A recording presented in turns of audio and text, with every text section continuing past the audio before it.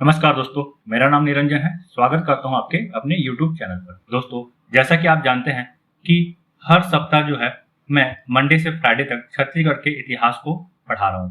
ठीक है, और यह जो लेक्चर है आपके आने वाले एग्जाम के लिए बहुत ही इंपॉर्टेंट होगा। ठीक, जैसे कि आप जानते हैं कि कल जो है आबकारी आरक्षक का एग्जाम हुआ और आप देखिएगा कि मैं जो वीडियो बताया हूं उसमें से कुछ क्वेश्चन जो है फंसा है, जैसे कि पांडुवंश से लेकर है। ठीक है, तो जो भी चीजें पढ़ाया जाता है वो आपके एग्जाम में आता ही आता है। वैसे देखिए, यह जो वीडियो बनाने का मुख्य उद्देश्य है ये आपके रिवीजन को और बेहतर बनाना है। यदि आप पहले से पढ़ चुके हैं तो इस वीडियो के माध्यम से आप अपना रिवीजन को और बेहतर कर सकते हैं। आने वाले समय में और भी कई एग्जाम होने वाला है दोस्तों, तो उस एग्जाम के लिए वीडियो जो है बहुत ही इंपॉर्टेंट होगा। छत्तीसगढ़ के इतिहास के बाद में जनजाति और कला और संस्कृति को पढ़ाऊंगा। ठीक है, आपको वीडियो कैसा लगता है प्लीज कमेंट करके जरूर बताइएगा, और आप ये भी बताइएगा क्या मुझे इस तरह का वीडियो कंटिन्यू करना चाहिए कि नहीं। ठीक है, तो चलिए दोस्तों शुरू करते हैं। देखिए, ये जो है छत्तीसगढ़ का प्राचीन इतिहास का कलचुरी वंश को हम देख रहे हैं। तो छत्तीसगढ़ के मध्यकालीन इतिहास, ध्यान रखेंगे, छत्तीसगढ़ के मध्यकालीन इतिहास। तो छत्तीसगढ़ के मध्यकालीन इतिहास के हम कलचुरी वंश को देख रहे हैं और यह जो है कलचुरी वंश का तीसरा पार्ट है। ठीक, चलिए तो अगला क्वेश्चन देखिएगा।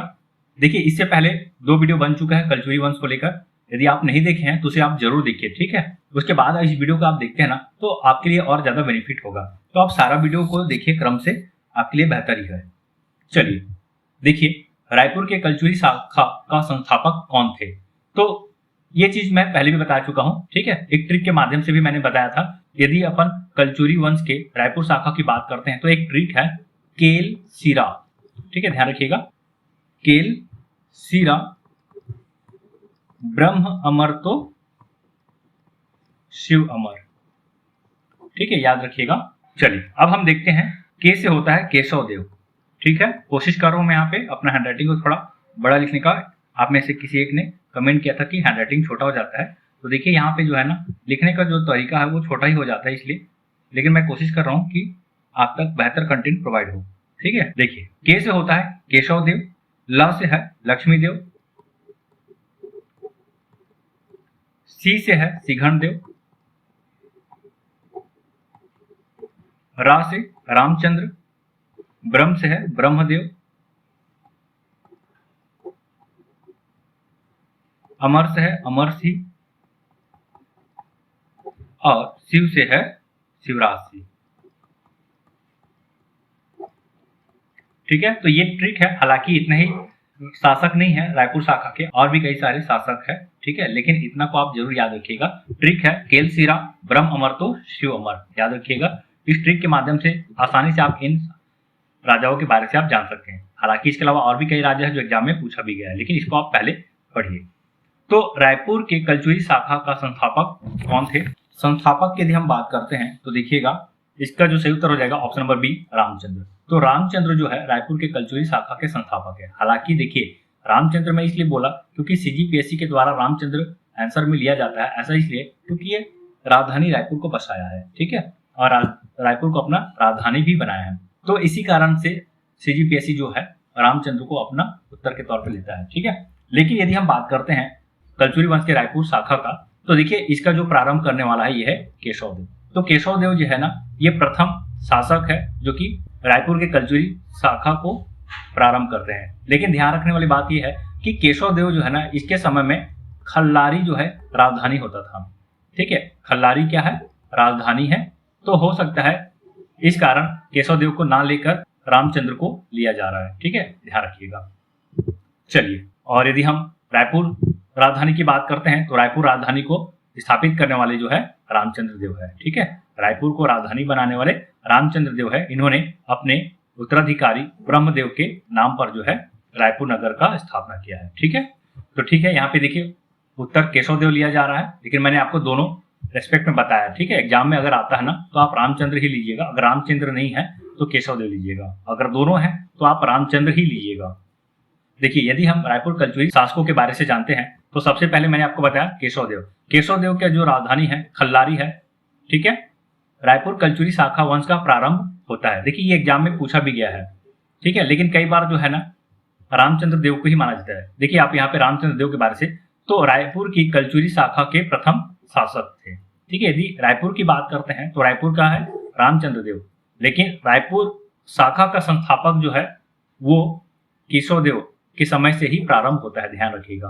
देखिए यहाँ पे स्पष्ट लिखा भी हुआ है कि जबकि आयोग द्वारा रामचंद्र देव को संस्थापक के रूप में लिया जाता है।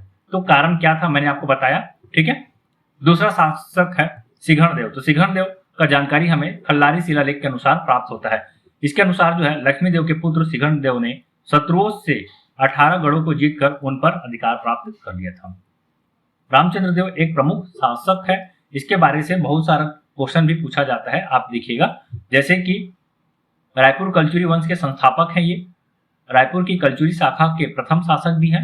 रायपुर नगर की स्थापना अपने पुत्र ब्रह्मदेव राय के नाम से की, ठीक है, ध्यान रखिएगा। बूढ़ा तालाब के समीप किला निर्माण तथा श्री रामचंद्र जी के मंदिर का जीर्णोद्धार कराया। खल्लारी शिलालेख के अनुसार रामचंद्र देव द्वारा फणिनागवंशी शासक मोनीदेव को पराजित किया गया था। तो बहुत इंपॉर्टेंट शासक है, इसको याद रखिए। उसके बाद जो है ब्रह्मदेव, इसी को हरि ब्रह्मदेव भी कहा गया है। इस समय इसकी राजधानी थी खल्लारी और रायपुर, ठीक है। तो 1409 ईस्वी में रायपुर को अपनी राजधानी बनाया। ध्यान रखेंगे, रामचंद्र देव जो है रायपुर की स्थापना करते हैं और ब्रह्मदेव जो है उसी रायपुर को अपनी राजधानी बनाते हैं, ठीक है। निर्माण कार्य की बात करते हैं तो नारायण मंदिर है, इसे विष्णु मंदिर भी कहा गया है, ठीक।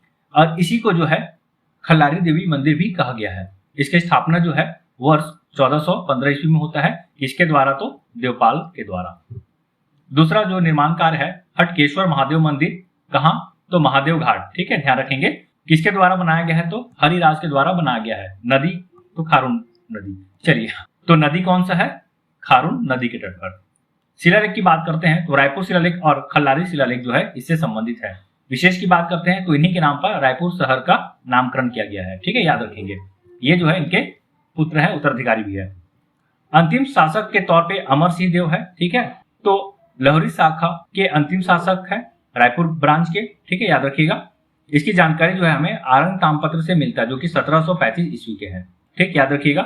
1750 ईस्वी में मराठा शासकों ने अमर सिंह को पदच्युत कर दिया और 7,000 रुपये वार्षिक भेंट के बदले में रायपुर, राजिम तथा पाटन में 3 परगने जागीर के रूप में प्रदान किया गया है, ठीक है। तो अमर सिंह के बाद जो है शिवराज सिंह उत्तराधिकारी के तौर पर आते हैं। हालांकि अमर सिंह जो है 1741 ईस्वी में बात करेंगे तो इस समय जो है मराठा शासक के सेनापति जो है भास्कर पंत जो है आक्रमण करते हैं और इस समय से जो है जो रतनपुर का कलचुरी वंश है और संभवतः रायपुर का कलचुरी भी है जो कि नागपुर के अधीन आ जाता है। चलिए अगला क्वेश्चन देखिए, रायपुर को अपनी राजधानी किसने बनाया? तो रायपुर को अपनी राजधानी जो है ब्रह्मदेव के द्वारा बनाया गया है, ठीक है, याद रखिएगा। मैंने आपको बताया कि रामचंद्र देव के द्वारा रायपुर नगर की स्थापना किया जाता है, किसके याद में? तो ब्रह्मदेव के नाम पर, ठीक है, ब्रह्मदेव राय, इसका पूरा नाम है ब्रह्मदेव राय। और ब्रह्मदेव राय जो है रायपुर को अपनी राजधानी बनाता है। इससे पहले रायपुर शाखा का जो प्रथम राजधानी है वो है खल्लारी। चलिए अगला देखिए, खल्लारी में खल्लारी देवी मंदिर का निर्माण किसने करवाया? ठीक है, तो मंदिर को किसने बनवाया है?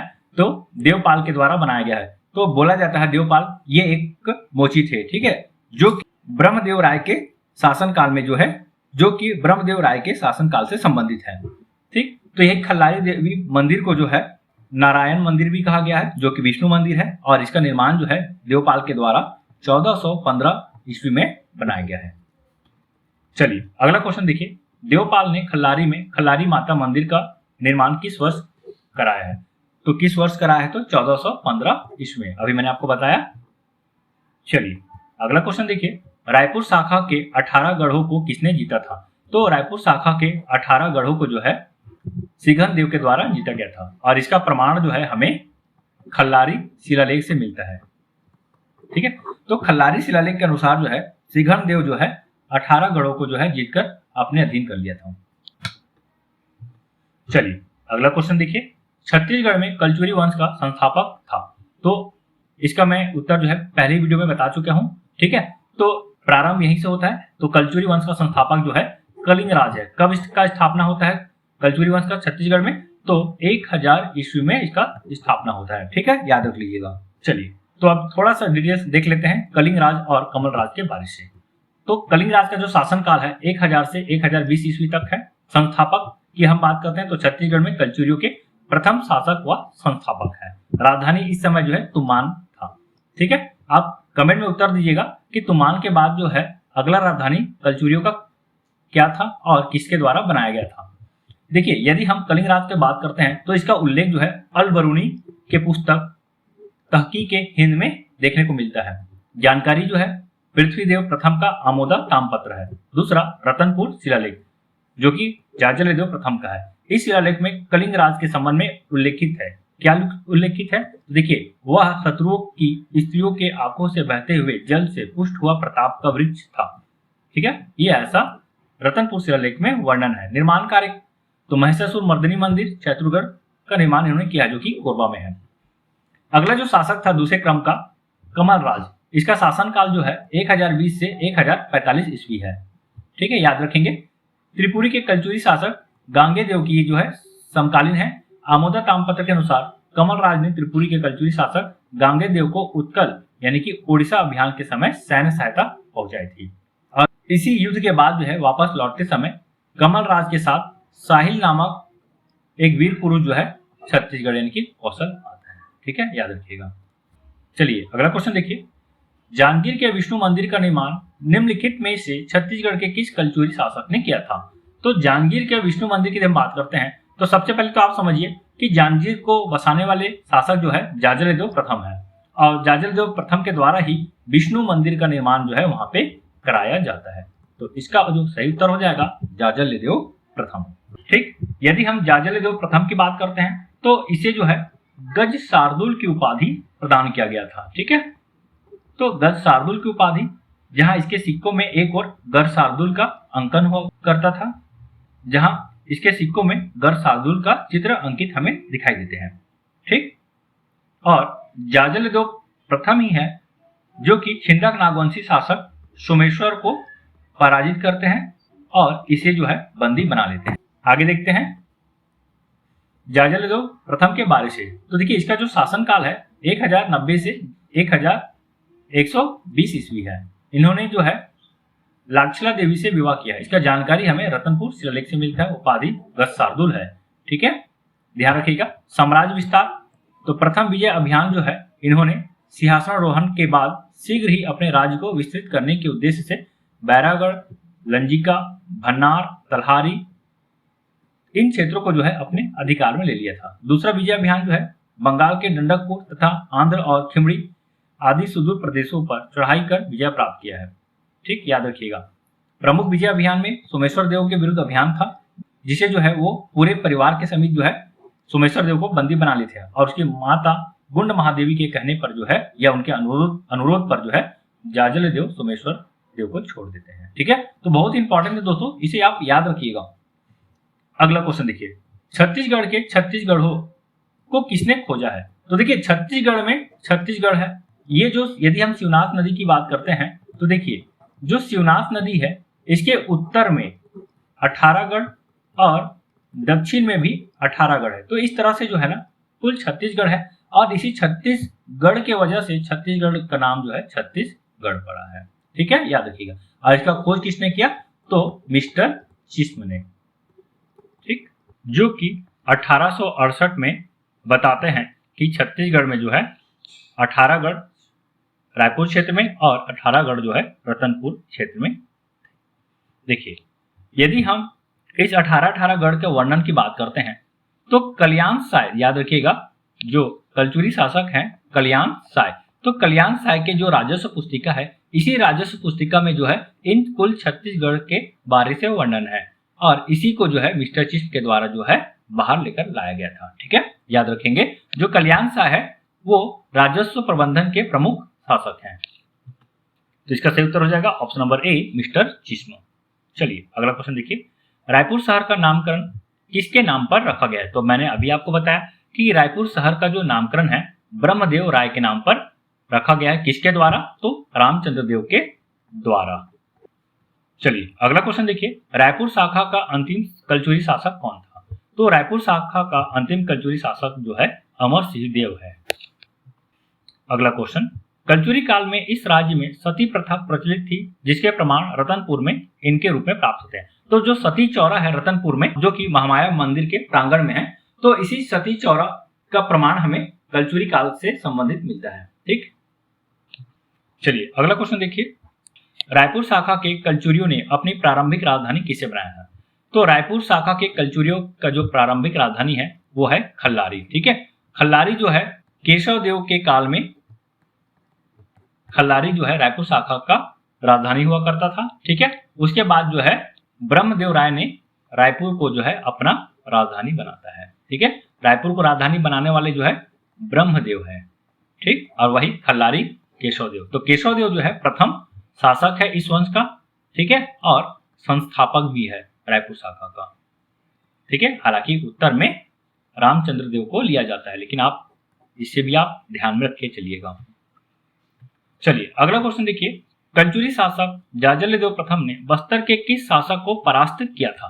तो अभी मैंने आपको बताया जाजल्यदेव प्रथम जो है ये सोमेश्वर देव को पराजित करते हैं। सोमेश्वर देव जो है छिंदक नागवंशी शासक है। ठीक, और जाजल्यदेव प्रथम सोमेश्वर देव के साथ पूरे परिवार को जो है बंदी बना लिए थे, लेकिन इनकी माता गुंड महादेवी के अनुरोध पर सोमेश्वर देव को छोड़ दिया गया। ठीक है, अगला क्वेश्चन देखिए, रायपुर में दूधाधारी मठ का निर्माण किसने कराया? तो देखिए रायपुर में दूधाधारी मठ की यदि हम बात करते हैं तो इसका निर्माण जो है जैत सिंह के द्वारा कराया गया है।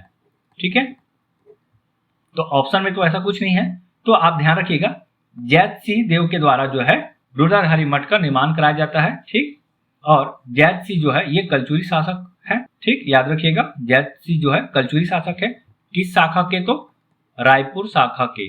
ठीक है, तो रायपुर शाखा के कलचुरी शासक है और इन्होंने बलभद्र दास के द्वारा जो है दूधाधारी मठ का निर्माण करवाया है। ठीक है, तो बलभद्र दास, इस नाम को भी आप याद रख लीजिएगा, बलभद्र दास। तो इसका सही उत्तर हो जाएगा बलभद्र दास। यदि शासक का नाम आता है तो याद रखिएगा जैत सिंह, और किसके द्वारा बनाया गया? तो बलभद्र दास के द्वारा। अगला क्वेश्चन देखिए, कलचुरी काल में कितने गांवों को मिलाकर एक गढ़ का गठन किया जाता था?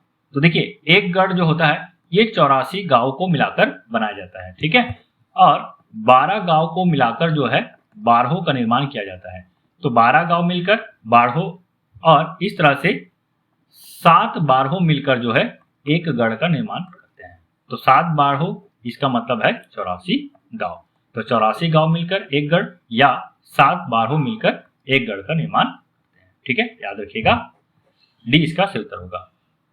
देखिए यदि हम इसके कलचुरी कालीन प्रशासनिक इकाई की बात करते हैं तो सबसे शीर्ष पर राष्ट्र होता था और सबसे निम्न स्तर पर है ग्राम। ठीक, तो ग्राम जो है ग्राम प्रशासन की सबसे छोटी इकाई हुआ करती थी। इसके प्रमुख गौटिया है और एक 12 जो है 12 गांव का समूह होता था। ठीक है, और इसके प्रमुख जो होते थे तालुकाधिपति। वही 84 गांव या 7 बारहों मिलकर जो है गढ़ का निर्माण करते थे और इसके प्रमुख जो होते हैं दीवान या गढ़ाधिपति। इसके ऊपर जो है विकास खंड है। ठीक, यानी कि मंडल, इसे इसके प्रमुख को मांडलिक कहते हैं। फिर इसके ऊपर है देश या जनपद, इसके प्रमुख को महामंडलेश्वर कहा गया है। इसके ऊपर जो है विषय और प्रमुख है विषयपति, और इसके ऊपर जो है राष्ट्र, जिसके प्रमुख होते हैं राजा। राष्ट्र की बात करते हैं तो प्रशासन का सर्वोच्च इकाई राष्ट्र होता था। अगला क्वेश्चन देखिए, बारहों में कितने गांव होते थे? तो देखिए बारहों में जो है 12 गांव होते थे। अगला क्वेश्चन देखिए, कितने बारहों को मिलाकर एक गढ़ बनाया जाता था? तो मैंने अभी आपको बताया, तो 7 बारहों को मिलाकर एक गढ़ बनाया जाता था और एक बारहों जो है 12 गांव के बराबर होता है। चलिए अगला क्वेश्चन देखिए, एक तरफ है मंत्री और दूसरे तरफ है उसके कार्य। तो महासंधि विग्रहक, तो महासंधि विग्रहक जो है विदेश मंत्री को कहते हैं। महाप्रतिहार, यदि हम महाप्रतिहार की बात करते हैं तो ये जो है संचार प्रमुख, ध्यान रखिएगा संचार प्रमुख। तो संचार प्रमुख को जो है महाप्रतिहार कहा गया है। वही महाप्रमात्र जो है राजस्व प्रबंधक को कहा गया है। ठीक, महाकोटपाल जो है दुर्ग की रक्षा करने वाले को कहा गया है। तो इसका जो सही उत्तर हो जाएगा, देखिए यहाँ पे जो है महाप्रतिहार ये संचार प्रमुख को कहा गया है, ना कि राजा के अंगरक्षक। ठीक है, तो इसका सही उत्तर हो जाएगा एक का आ का एक। ठीक है, महाप्रतिहार, संचार प्रमुख, महाप्रमात्र, राजस्व प्रबंधक, महाकोटपाल, दुर्ग की रक्षक। तो इसके वजह से जो है आंसर नहीं ले पा रहा हूं, लेकिन इसका उत्तर देखिएगा तो 1 2 3 4 लगभग ये यही होना चाहिए। ठीक, देखिए यदि हम बात करते हैं कलचुरी कालीन शासन व्यवस्था का, तो देखिए कलचुरी प्रशासन व्यवस्था जो है राजतंत्र पर आधारित थी। राजा को अमात्यों का सहायता प्राप्त था। संपूर्ण कलचुरी राज्य जो है गढ़ों में विभाजित था। तो गढ़ों को 2 भाग में बांटा गया है। 18 गढ़ जो है शिवनाथ नदी के उत्तर की ओर और 18 गढ़ जो है शिवनाथ नदी के दक्षिण की ओर है। ठीक, देखिए राजा की सहायता के लिए अमात्य होते थे। ठीक है, अब इसी अमात्य को मंत्री कहा गया है, जिसमें से सबसे प्रमुख मंत्री है युवराज, जो कि राजा का उत्तराधिकारी होता था। महामंत्री सौर प्रमुख अधिकारी, जो राजा का प्रशासनिक सलाहकार होता था। महामात्य प्रमुख मंत्री को कहा गया है। अमात्य मंत्री परिषद का सदस्य को कहा गया है। महाध्यक्ष सचिवालय प्रमुख। महाप्रतिहार संचार विभाग प्रमुख, देखिए यही आया था वहां पे, महाप्रतिहार संचार विभाग के प्रमुख होता है। महाप्रमात्र जो है ये राजस्व विभाग के प्रमुख है। इनका जो कार्य है जमाबंदी विभाग का प्रमुख होता है। ठीक है, जमाबंदी या राजस्व एक ही बात होता है। तथा प्रमुख लगान अधिकारी है। उसके बाद है महासंधि विग्रह, ये जो है विदेश विभाग के प्रमुख है। महाकोटपाल दुर्ग या किले के रक्षा करने वाले को कहा गया है। महापुरोहित या महाधर्म कार्णिक, इसे जो है धार्मिक विभाग का प्रमुख कहा गया है। ठीक है, अगला क्वेश्चन देखिए, कलचुरी काल में राजस्व मंत्री को कहा जाता था। तो देखिए कलचुरी काल में राजस्व मंत्री को जो है महाक्षपटलिक कहा जाता था। ध्यान रखिएगा, ये राजस्व मंत्री नहीं है, महाक्षपटलिक जो है ये अधिकारी होते हैं। ठीक है, तो महाक्षपटलिक ये कलचुरी कालीन अधिकारी है, जिनका कार्य जो है राजस्व विभाग को संभालना। ठीक, तो इसका सही उत्तर हो जाएगा ऑप्शन नंबर ए, महाक्षपटलिक। देखिए कलचुरी कालीन अधिकारी गण, तो देखिए प्रमुख अधिकारी है जिसमें सोलकीक है, जो कि कर संग्रहण अधिकारी है। पूर्व प्रधान नगर प्रमुख अधिकारी है। ग्रामकुट ग्राम प्रमुख अधिकारी है। ग्रामगमिक यातायात प्रबंध अधिकारी है। महाभंडारी मुख्य कोषाध्यक्ष है। महाबलाधिकृत मुख्य सेनापति है। ठीक, नैमित्तिक राज्य ज्योतिषी अकाराधिकार पुरुष राज्य के खानों का प्रमुख है। घटपति व तरपति नावों की देखरेख करने वाले हैं। दांडिक न्याय अधिकारी है। महाक्षपटलिक यही क्वेश्चन में आया था, जो कि राजस्व विभाग के प्रमुख है। ठीक है, धर्मलेखी दान पत्रों का लेखा जोखा करने वाला अधिकारी है। चलिए अगला क्वेश्चन देखिए, तामपत्र लेख का आरंभ किससे किया करते थे। जो कलचुरी शासक होते हैं ना, वो अपने तामपत्र का आरंभ जो है ओम नमः शिवाय के लेख से प्रारंभ करते हैं। ठीक है, चलिए तो दोस्तों यहीं तक था। आज मैंने 20 क्वेश्चन कवर किए हैं जो कि कलचुरी काल से संबंधित है, और ये हमारा तीसरा वीडियो था। नेक्स्ट हम कलचुरी काल से ही आगे बढ़ेंगे और उसके बाद जो है मराठा काल पे खत्म करेंगे। ठीक है, तो वीडियो आपको कैसा लगा कमेंट करके जरूर बताइएगा। वीडियो यदि आपको पसंद आता है तो वीडियो को जरूर लाइक कीजिए, और चैनल पे नए हैं तो चैनल को सब्सक्राइब करना बिल्कुल मत भूलिए, क्योंकि इसी तरह का वीडियो आपको हमेशा मिलता रहेगा। तो मिलते हैं नई वीडियो के साथ, तब तक के लिए जय हिंद, जय भारत, धन्यवाद।